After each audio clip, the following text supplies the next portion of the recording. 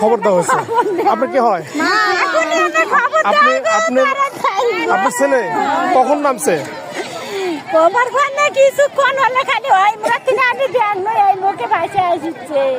আপনি তখনই নামছিলেন?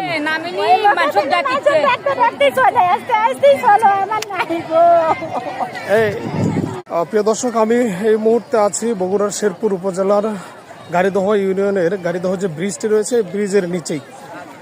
এখান থেকে একটি ছেলে নিখোঁজ হয়েছে কিছুক্ষণ আগে। তাকে কিন্তু আসলে খুঁজে বের করার চেষ্টা করা হচ্ছে।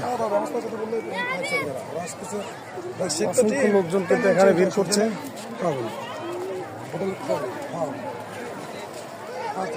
সবাই মিলে কিন্তু আসলে খোঁজার চেষ্টা করছে।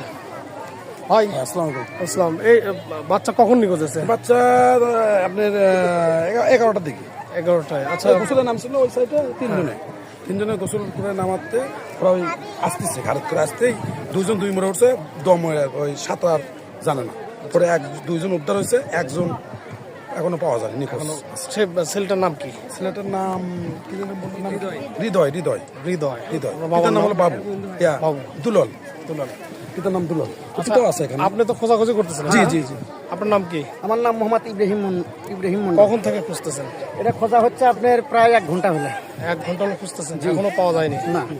নিখোঁজ হয়েছে কয়টায়? নিখোঁজ হচ্ছে আপনার 11টা সাড়ে 11টার মধ্যে।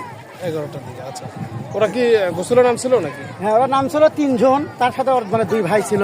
তো 3 জন যখন নামছে, একজন যখন পড়ছিল মানে ফার্স্ট যাই, ওরা পরে মানে আরেকজন মনে হয় তাকে উদ্ধারের জন্য চেষ্টা করছে, তাই পারেনি। পরে যাই দ্বিতীয় যাই উদ্ধারের জন্য চেষ্টা করছে, তাকে নিয়ে চলে গেছে, কিন্তু এই 2 জনে তুলছে।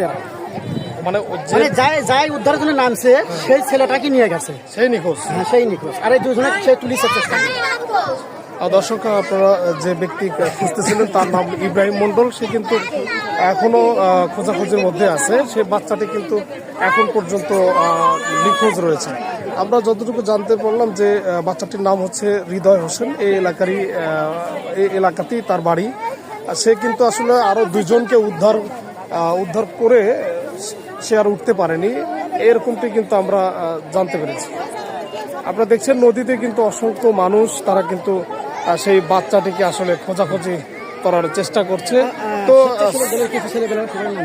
আপনারা জানেন যে এই এলাকার স্বেচ্ছাসেবক দলের যে লোকজন আছে বা এরাও কিন্তু আসলে খোঁজাখুঁজি করছে।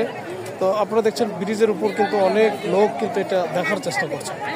তা এলাকাবাসীর দাবি যে ছেলেটা যেন দ্রুতই উদ্ধার হয়, এবং ফায়ার সার্ভিসের লোকজনও কিন্তু এখানে আমরা দেখতে পাচ্ছি, তারা যেন খুব দ্রুতই তাকে উদ্ধার করতে পারে।